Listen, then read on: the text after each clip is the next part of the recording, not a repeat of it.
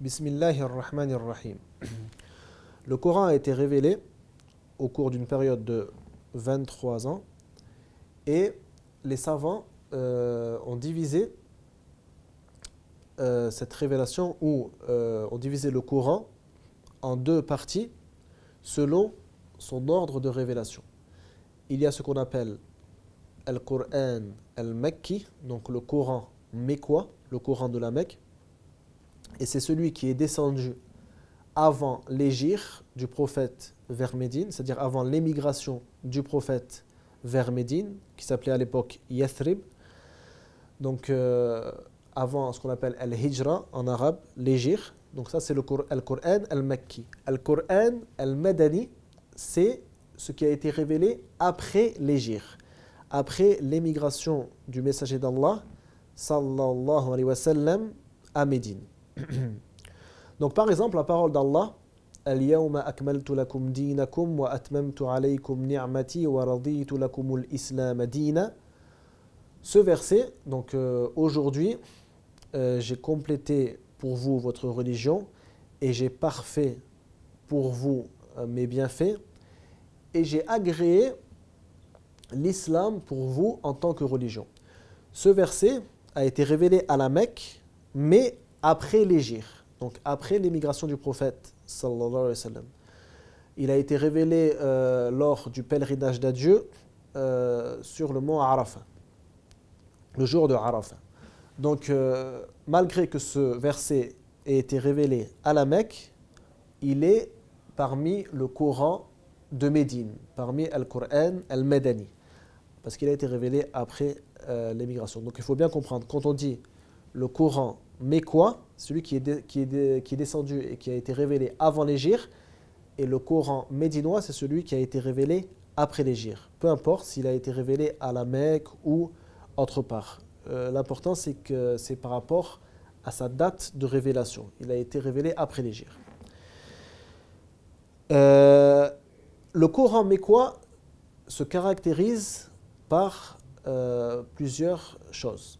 Premièrement, le fait qu'il a une force d'argument dans le fait de démontrer et d'argumenter sur l'existence d'Allah, son unicité, la résurrection, comment se fera la résurrection des corps le jour dernier, et aussi comment sera le jugement. Donc il y a de très forts arguments, car le messager d'Allah sallallahu alayhi wa sallam était au sein d'un peuple polythéiste et que ces polythéistes refusaient l'unicité d'Allah et ils reniaient donc la résurrection des corps le jour dernier.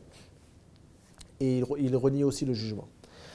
Il y a une grande quantité d'histoires concernant les prophètes et concernant leur prédication au sein de leur peuple.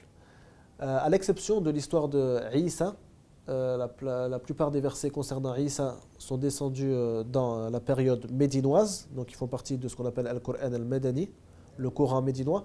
Sinon, la plupart des histoires des prophètes, ou beaucoup des histoires des prophètes, font partie de Al-Qur'an al-Makki, le Coran mécois. Aussi, les versets concernant l'incitation à la patience et à l'endurance. Des versets qui incitent le prophète sallallahu alayhi wa sallam et les croyants à endurer et à patienter dans leur douleur. Ceci car ils étaient torturés par les polythéistes et on les empêchait d'appliquer leur religion à l'époque mécoise, et ceci s'est arrêté bien sûr après l'hégire, lorsqu'ils ont émigré à Médine. Aussi, la qualité de l'éloquence du Coran et l'utilisation d'un grand nombre de figures de style arabe est une des caractéristiques de Al-Qur'an al-Makki, donc le Coran mécois. En effet, il y a beaucoup de figures de style utilisées aussi dans Al-Qur'an al-Madani, le Coran médinois, mais elles se trouvent en plus grand nombre dans Al-Qur'an al-Makki, le Coran mécois. Et aussi, en général, les versets mécois, les versets de la période mécoise, sont courts et sont très impactants. À la différence de cela, le Coran médinois a des versets plus longs et avec une façon d'aborder des sujets différentes. Il y a aussi certaines phrases qui sont principalement utilisées dans le Coran mécois, telles que Ya ayyuhan nas, ô vous les gens. En général, dans le Coran médinois, c'est Ya ayyuhal ladhina amanu, donc ô vous qui avez cru. Donc la plupart du temps, Ya ayyuhan nas, c'est dans le Coran mécois. Il y a aussi par exemple Kalla. Kalla, ce mot est principalement utilisé dans le Coran mécois, Al-Qur'an al-Makki. Et parmi ce qui caractérise le Coran médinois, donc Al-Qur'an al-Madani, il y a le fait que la plupart des lois et des législations concernant les adorations, le mariage, le divorce, l'héritage, l'achat, la vente, etc., toutes ces lois juridiques sont dans le Coran al-Madani, principalement. Il y a aussi principalement les versets concernant les batailles sont dans le Coran al-Madani. Et les versets parlant des hypocrites, al-Munafiqin.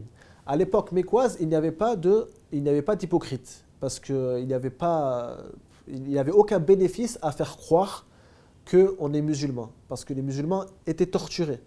Donc il n'y avait pas de faux musulmans, il n'y avait pas d'hypocrites. À l'époque médinoise, quand certaines personnes ont trouvé un bénéfice à faire croire aux messagers d'Allah sallallahu alayhi wa sallam et aux croyants qu'ils étaient eux-mêmes musulmans, il y a commencé à avoir donc ce qu'on appelle les hypocrites, et Allah azza wa jal a montré leur vrai visage dans le Coran. Et la plupart des versets relatifs à l'obligation de revenir au Coran et à la Sunna en cas de divergence entre les croyants, la plupart de ces versets-là aussi font partie de Al-Qur'an al-Madani, donc le Coran médinois. Wallahu a'lam. Allahumma salli wa sallim ala nabiyyina Muhammad.